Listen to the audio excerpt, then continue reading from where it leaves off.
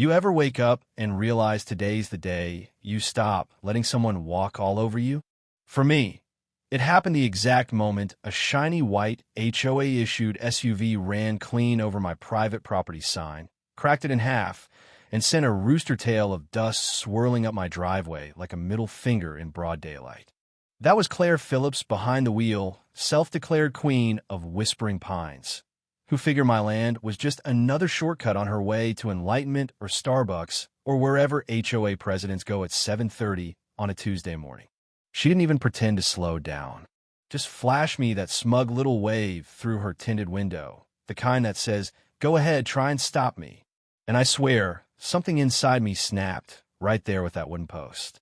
See, I'd spent 15 years beating this road out of stone and clay with my own hands, patching it up every spring, dragging feed and fence posts up and down with nothing but an old grater and stubborn pride. This dirt wasn't just a road. It was history, sweat, peace, and everything I'd ever loved about living a mile from my nearest neighbor. But when Claire flattened my sign like it was nothing, all those years went under her tires just as easy. That was the day I stopped being polite. If Claire wanted a shortcut, I figured I'd give her a shortcut straight down. But before I dig into this whole circus, drop your city and local time in the comments. I want to see how far these HOA horror stories travel. And don't forget to hit subscribe, because trust me, you do not want to miss how this one ends. Now, anyone who's worked a patch of land long enough will tell you, it gets under your skin. Every rut, every rock, every stubborn weed. My ranch road, running from the highway down to my old red barn, was my artery. After summer storms, I'd be out there at dawn with my thermos and that beat-up grater, making sure the feed truck could get through and the horses didn't break an ankle. For 15 years, nobody touched it but me. Then last spring, a brand new subdivision called Whispering Pines popped up just over the creek. 100 beige boxes Xeroxed onto the prairie, no two pines in sight. But folks paid through the nose for the tranquil country living brochures and Claire Phillips, who moved in with a clipboard, a pink blazer, and a jaw that could chew through steel, named herself queen by her second HOA meeting. At first, I didn't think much of her.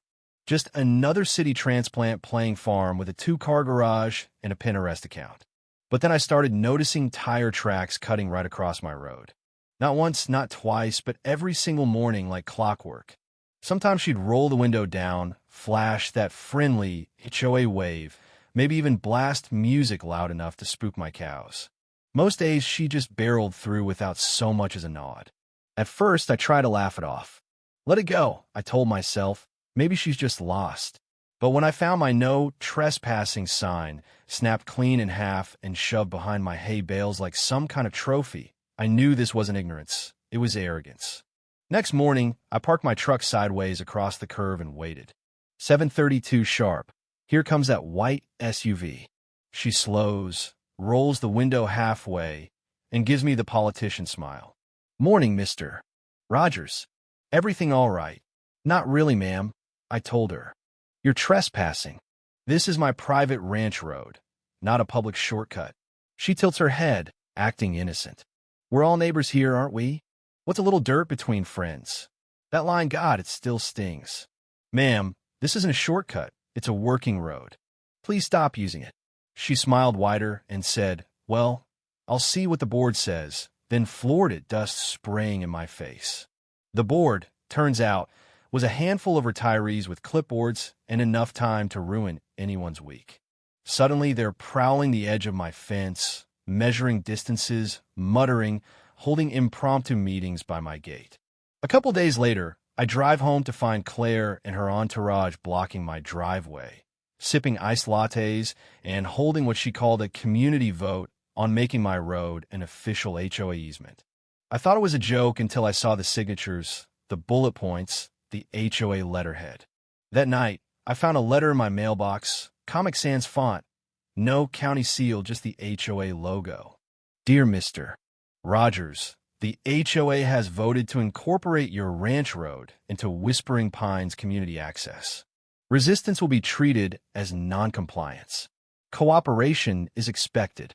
And she'd signed it with a damn smiley face. I sat on my porch under the moonlight, beer in one hand, letter in the other, and finally saw it for what it was. Claire didn't want a road. She wanted control. To her, land was just a line on a map you could redraw if you talked loud enough.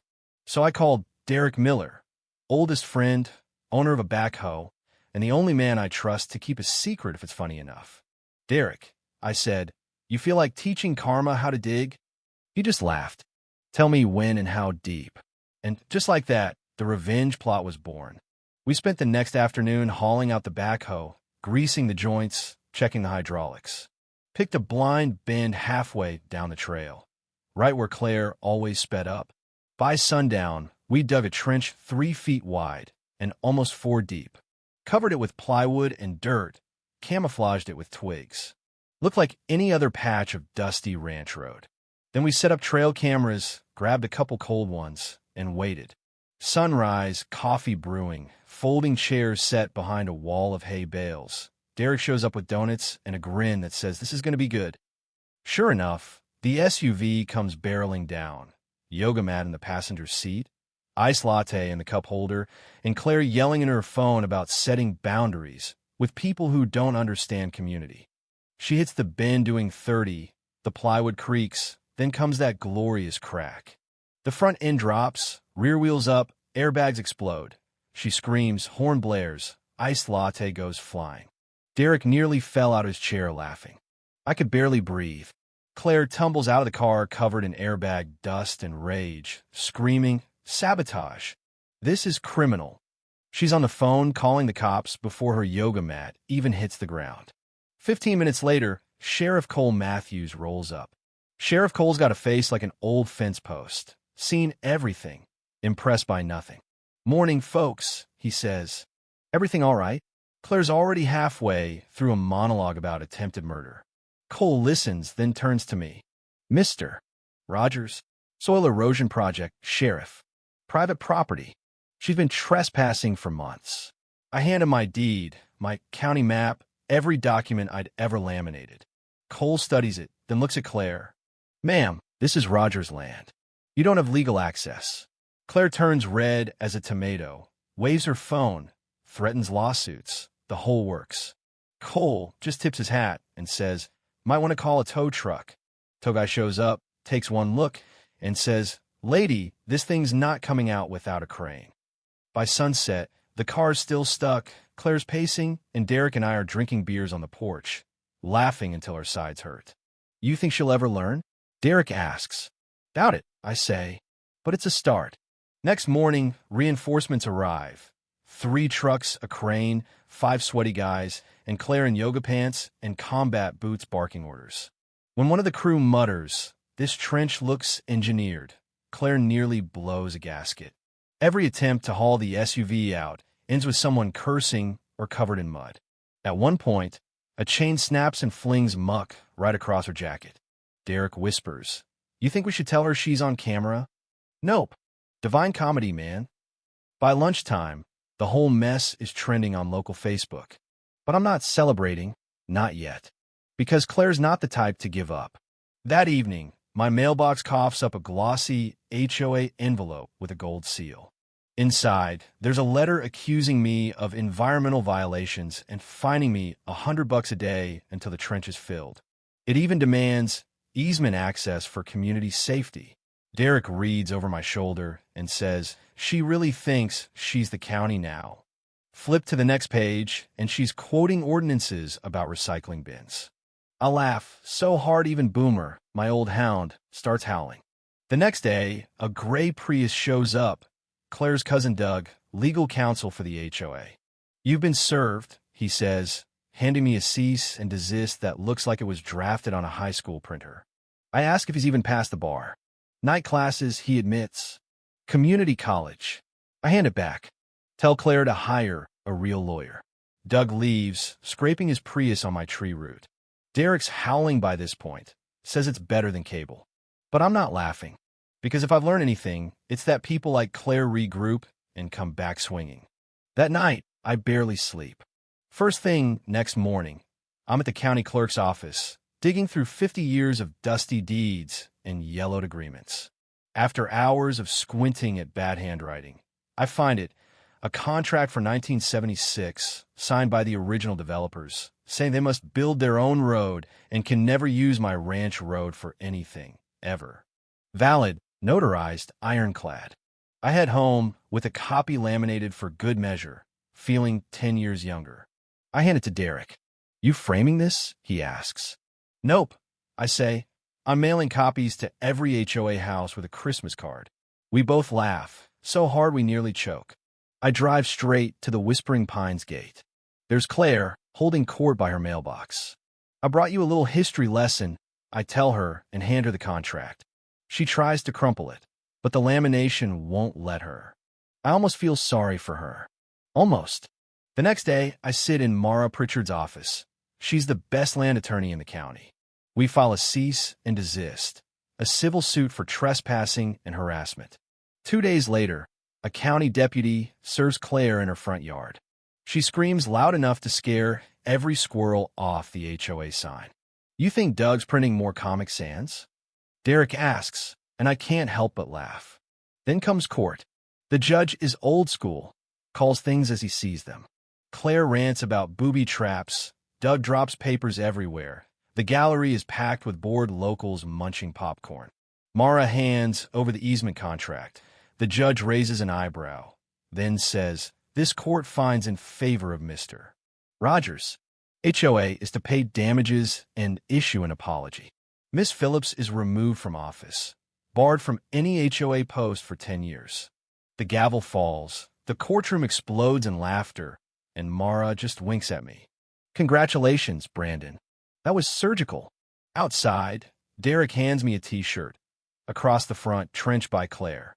By sundown, footage of the trial and the SUV incident is viral. Comments pour in, "Karma drives a tow truck, HOA equals whole of arrogance." But the real victory isn't fame, it's the quiet. For the first time in months, nobody trespasses. No more phony fines, no more Comic Sans threats. Sheriff Cole even drops by to say Claire's moving to Florida, somewhere with more civilized neighbors. He smirks. The trench fills with wildflowers and rainwater. Ducks move in, kids come by to take photos. Someone listed on Google Maps as Karen's Canyon. New HOA President Harold Jennings knocks on my door, shakes my hand, and apologizes. "We're building our own road now," he says, and I actually believe him. And Claire? Rumor is she joined another HOA down in Florida and lasted 3 weeks before getting voted out for excessive correspondence.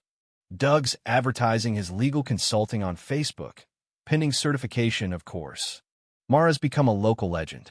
Even the sheriff's department gets a thank you in the paper. Sometimes I look at that old trench, the wildflowers, the ducks floating on rainwater, and realize maybe scars can grow something new if you let them. I stake a new sign at the head of the road. Private property. Trespassers will be trenched. Half joke, half warning, but around here, folks know better than to test which is which. Now, I sit on the porch with Derek and Boomer, beer in hand, peace in my chest, and watch the sun burn down behind the ridge. "You ever miss the excitement?" Derek asks. "Not for a second," I say, leaning back. Peace doesn't trend online, but it sure sleeps better. And as dusk settles over my land, I think about everything that led here. The arrogance, the courtroom, the chaos, and the quiet. So, tell me, have you ever had a Claire Phillips in your life? Someone who just couldn't take no for an answer? How'd you handle it? Drop your stories below. And if you enjoyed this wild ride, hit subscribe, because next time we might just find out what happens when an HOA messes with a rancher's water rights.